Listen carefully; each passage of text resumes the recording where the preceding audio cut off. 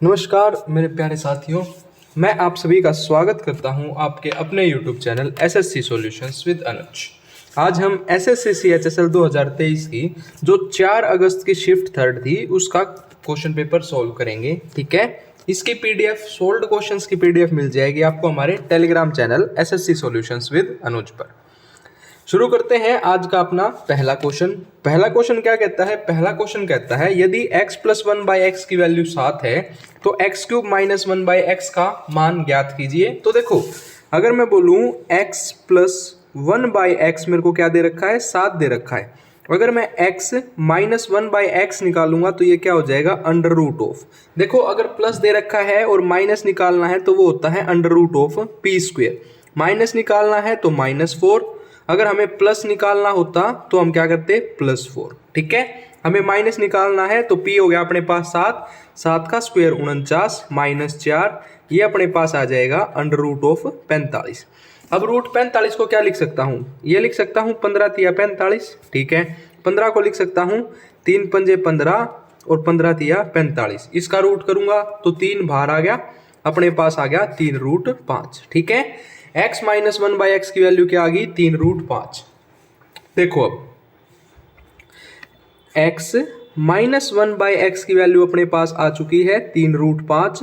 हमें निकालना है x³ माइनस 1/x³, तो ये हो जाएगा 3√5 का होल क्यूब, माइनस निकालना है तो प्लस 3 × 3√5।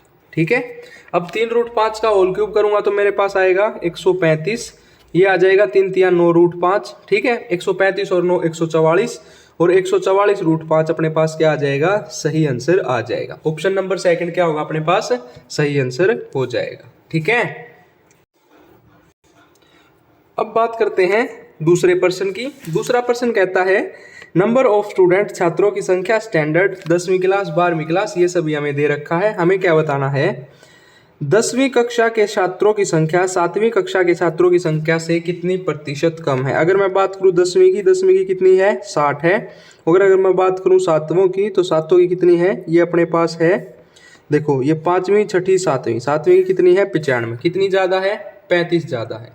ठीक है, इसने क्या बोला है? कितने प्रतिशत कम है? कितनी कम है? 35 कम है। देखो भाई, कम की बात की गई है तो इनकी 60 है 10वीं वालों की, इनकी कितनी है? 95 है। कितनी कम है? 30 कम है, सॉरी 35 कम है। कितने में से? 95 में। गुणा कर देंगे 100। ठीक है, 5 एकम 5 5 × 45, 5 सते 35। हमें निकालना है 700/19। 700/19 क्या हो जाएगा अपने पास? 36.84।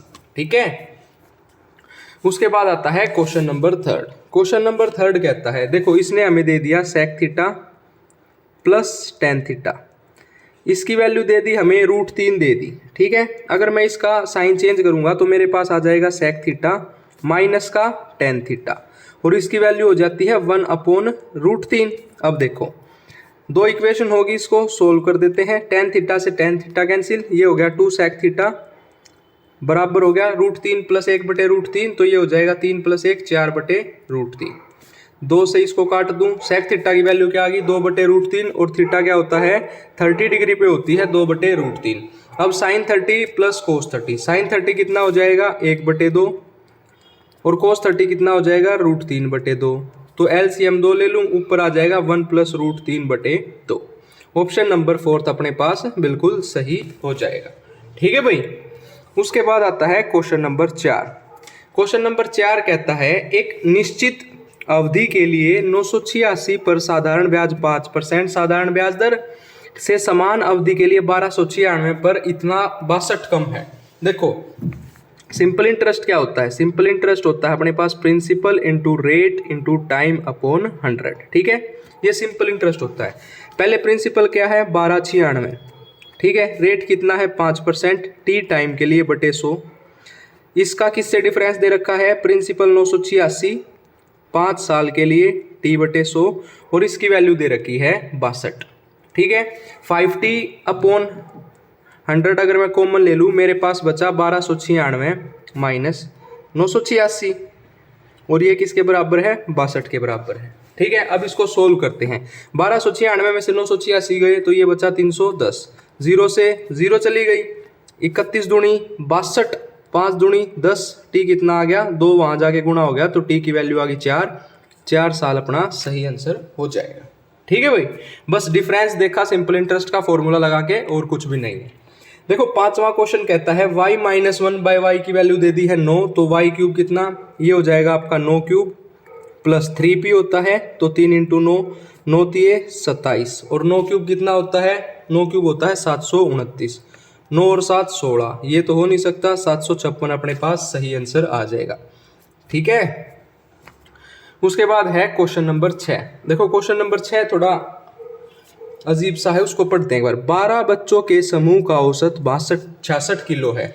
12 बच्चे हैं, उनका जो समूह है 12 बच्चों का, उनका जो औसत है, जो एवरेज है वो 66 किलो है। यदि ए और बी के स्थान पर 2 बच्चे एक्स और वाई समूह में शामिल हो जाते हैं। देखो पहले 12 बच्चे थे, ठीक है, ए और बी चले गए, ए और बी चले गए, फिर इनके स्थान पर एक्स प्लस वाई 2 बच्चे आ गए। ठीक है, ये नए बच्चे आ गए, तो क्या इस 12 की संख्या में कोई फर्क पड़ा? नहीं पड़ा, क्योंकि 2 गए थे और 2 वापस आ गए, तो 12 का 12 रहेगा। ठीक है, तो नया जो औसत भार है वो 65 किलो हो जाता है। पहले 66 था, अब कितना हो गया? 65 हो गया। ए का भार, बी का भार तथा एक्स का भार, वाई का भार, मतलब ए बराबर है बी के और एक्स बराबर है वाई के। एक और बच्चे सी को समूह में शामिल किया जाता है तो नया औसत 65 के जी ही रहता है। सी का भार जो है वो एक्स के भार के बराबर है। देखो इसने बोला था एक्स का भार किसके बराबर है? वाई के, और सी का भार बराबर बोल दिया इसने एक्स के। ठीक है, अब देखो सोल्व कर। अब देखो भाई, देखो पहले 66 किलो था 12 बच्चों का, फिर कितना हो गया? 65 हो गया। कितना हो गया? 65। कितना कम हुआ? 1। कितने बच्चों पे हुआ? 12 बच्चों पे, तो 12 का डिफरेंस आ गया।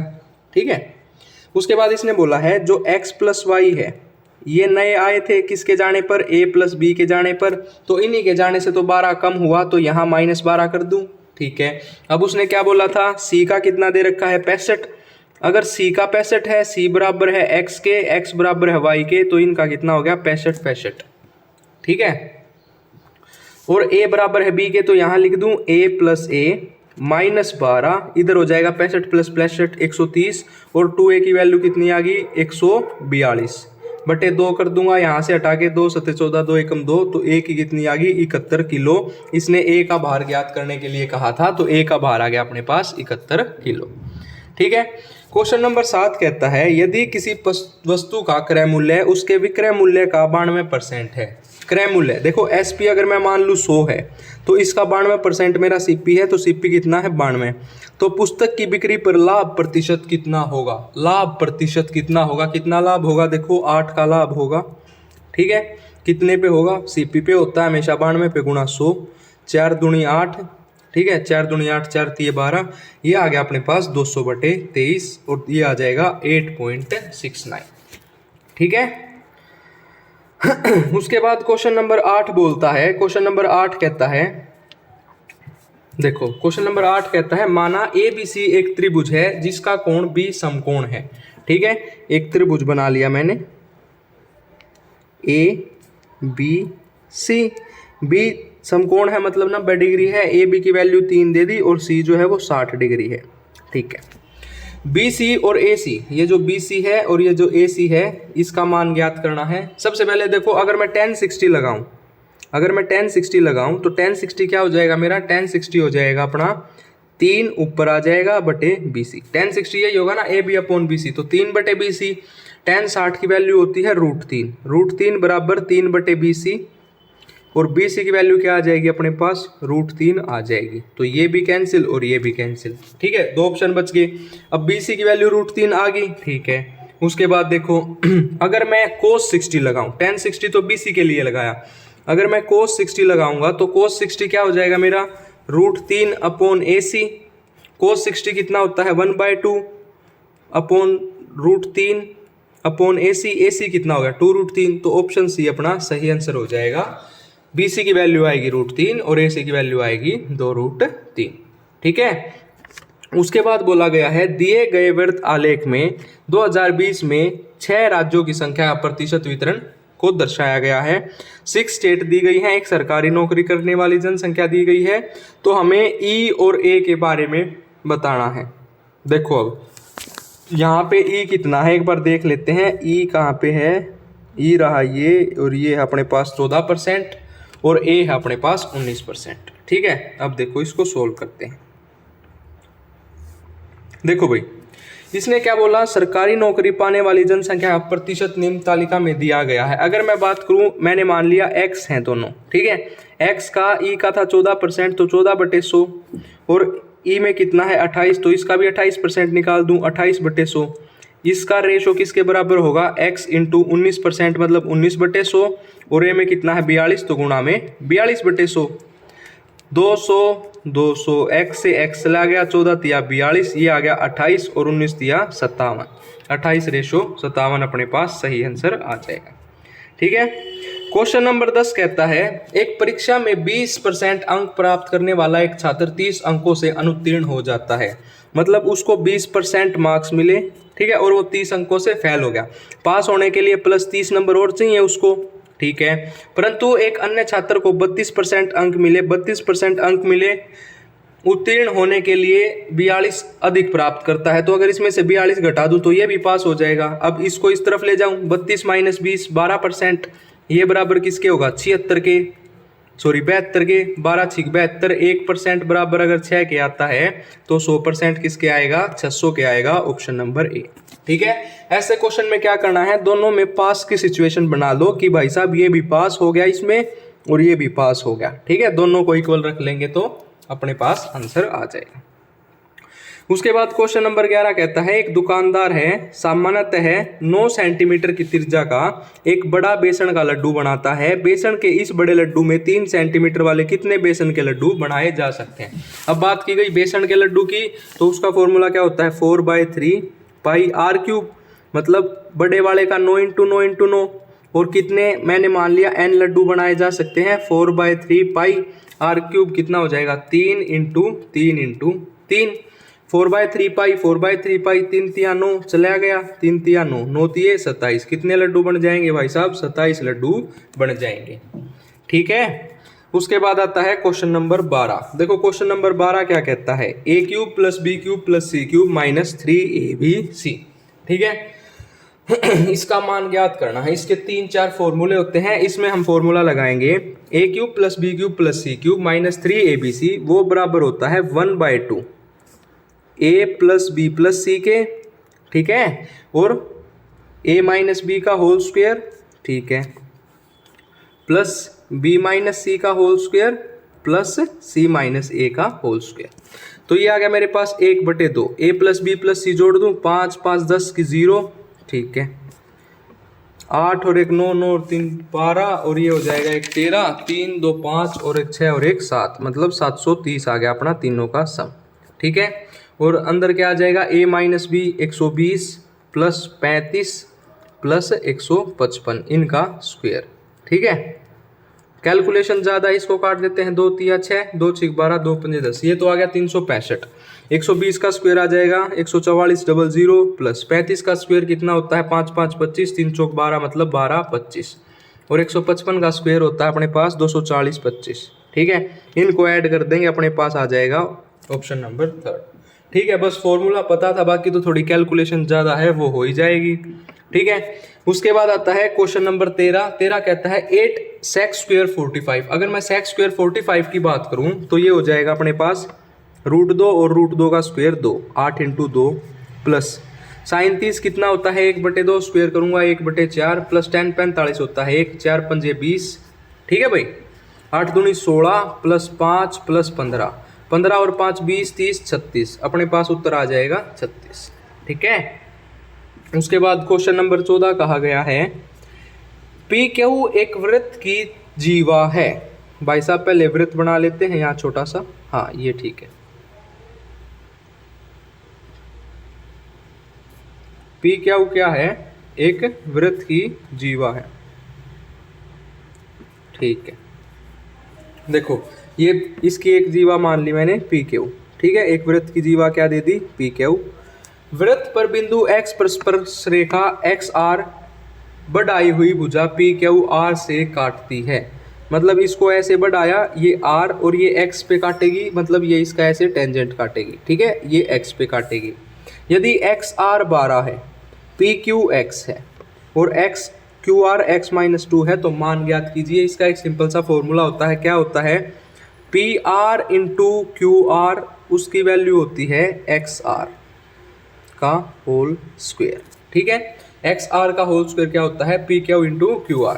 पी कितना हो गया अपने पास, ये हो गया एक्स माइनस 2, ठीक है, और क्यू आर कितना हो जाएगा आपके पास, एक्स प्लस एक्स माइनस 2, और ये बराबर हो जाएगा 12 का स्क्वायर 144 के। अब देखो ऑप्शन से कर लेते हैं, पहले 10 ऑप्शन रखते हैं, 10 माइनस 2 8, 10 प्लस 10 20 माइनस 2 18, 18 इंटू 8 का 144 बन जाएगा, बिल्कुल बन जाएगा, तो अपना आंसर आ जाएगा 10। नहीं तो इसको क्वाड्रेटिक इक्वेशन बना के सोल्व कर लेना, ठीक है। उसके बाद है क्वेश्चन नंबर 15।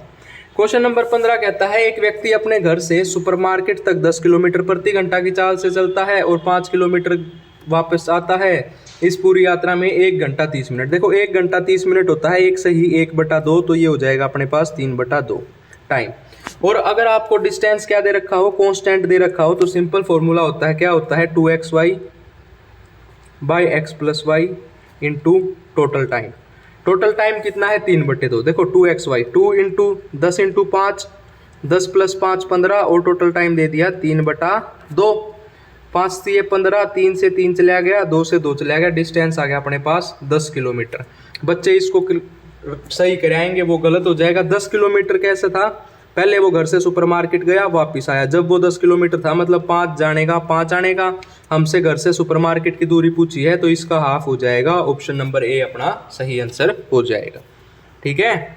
उसके बाद आता है क्वेश्चन नंबर 16वां कहता है, मशीन सी द्वारा असेंबल की गई कितनी कारों को मंजूर किया गया है। मशीन सी, ये सी है, असेंबल कितनी की गई है, कारों की संख्या मंजूर दी गई, प्रतिशत संख्या, ठीक है। तो 10%, देखो 90 को तो मंजूरी दे दी गई, 10 को नहीं दी, तो अगर 10% बराबर कितना है, 550, हमें निकालना है 90%, तो 550/10 इंटू 90, 0 से 0 चली गई, 0 9 पंजे 45 का 5, 9 पंजे 45 और 4 49, 4950 अपना सही आंसर आ जाएगा, ठीक है।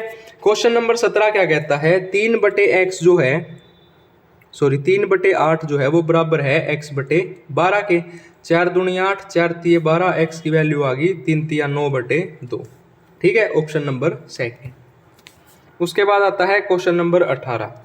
क्वेश्चन नंबर 18 बोलता है, ट्रायंगल ABC जो है वो PQR के कॉन्ग्रुएंट है। AB की वैल्यू, P की वैल्यू दे दी, ABC का परिमाप मतलब पेरीमीटर दे दिया।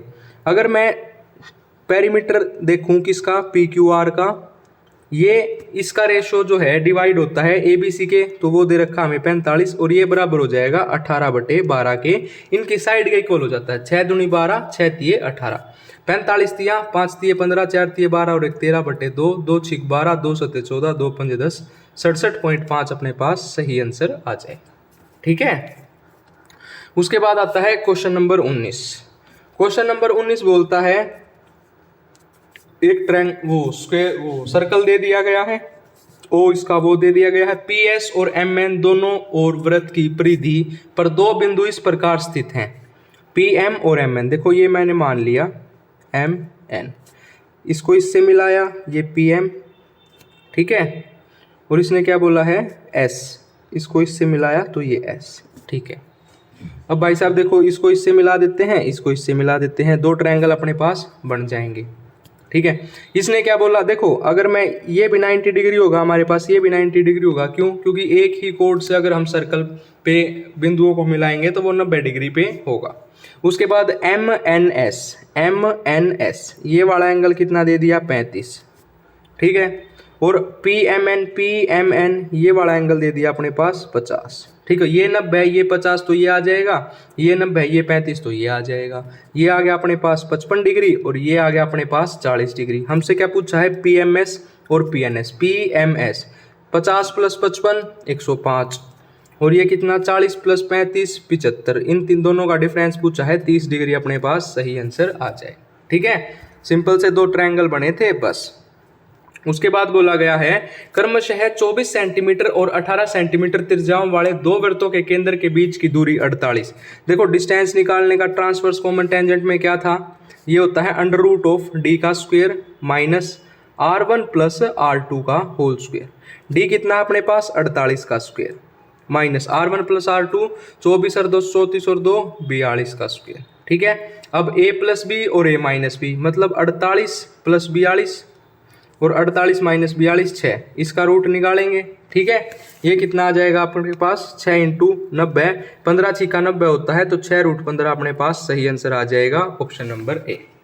ठीक है, उसके बाद क्वेश्चन नंबर 21 कहता है अशोक ने एक डाकघर में 5% चक्रवृद्धि ब्याज पर 3 वर्ष के लिए इतना रुपए का निवेश किया। 5% की वैल्यू निकाल लूँ, 5/100 1/20। अगर मेरे पास प्रिंसिपल कितना है 20 है तो अमाउंट कितना हो जाएगा 21 हो जाएगा। 3 साल की बात की गई है, क्यूब कर दूं 20 का क्यूब कितना होता है 8000। 8000 की वैल्यू कितनी दे रखी है 18000 दे रखी है, हमें 21 का क्यूब निकालना है तो ये हो जाएगा 9261 इंटू 18000 अपॉन 8000। 3 0 से 3 0 2 चौक 8 2 निम 18, इसको सोल्व करेंगे 20,837.25। उसके बाद है क्वेश्चन नंबर 22। क्वेश्चन नंबर 22 बोलता है किसी संख्या को 7 से भाग देने पर शेषफल 1 बचता है। कोई भी संख्या है n, उसको 7 से भाग दूंगा तो शेषफल 1 बचेगा। मैंने मान लिया मेरे पास 8 है, 8 को 7 से भाग दूंगा तो 1 बचेगा। अगर उसका क्यूब कर दे, कितना भी क्यूब कर लो, अगर n से भाग देने पर 1 बच रहा है तो उस पर भी 1 ही बचेगा। ठीक है,